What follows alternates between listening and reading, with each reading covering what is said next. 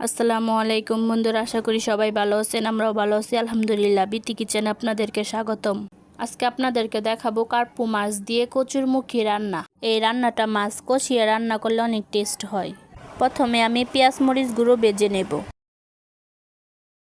পেঁয়াজ গুঁড়ো ভাজা হয়ে গিয়েছে। এবার দিয়ে দিব মরিচের গুঁড়া, হলুদের গুঁড়া আর ধনিয়ার গুঁড়া, আর দিয়ে দিব জিরা বাটা আর রসুন বাটা, আর দিয়ে দিব স্বাদ মতো লবণ। এবার মশলাটাকে একটু ভেজে তারপর দিয়ে দিব সামান্য একটু পানি। পানিটা দিয়ে এবার দিয়ে দিব ধুয়ে রাখা মাছগুলো মশলার সাথে মিশিয়ে আমি ডেকে দিব মাছটা কষিয়ে যাওয়ার জন্য।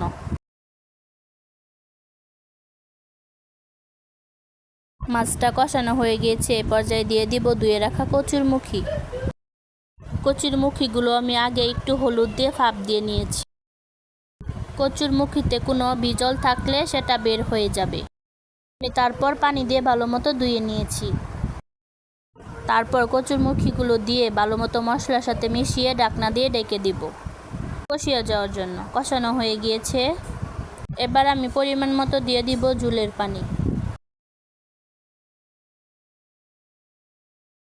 পানিটা আমি এখানে একটু বেশি দিব, তরকারিটা ঝুল ঝুল থাকবে। এবার ঢাকনা দিয়ে ডেকে দিব সিদ্ধ হয়ে যাওয়ার জন্য।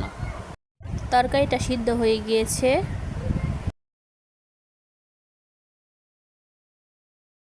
দেখতে পাচ্ছেন কচুরমুখীগুলো কতটা সিদ্ধ হয়ে গলে গিয়েছে। তরকারিটা হয়ে গিয়েছে, আমি এখন নামিয়ে নিব। আমার ভিডিওটা যদি ভালো লাগে তাহলে আমার চ্যানেলটা সাবস্ক্রাইব করে পাশে থাকবেন। যারা ফেসবুক থেকে দেখছেন তারা লাইক দিয়ে ফলো করে যাবেন।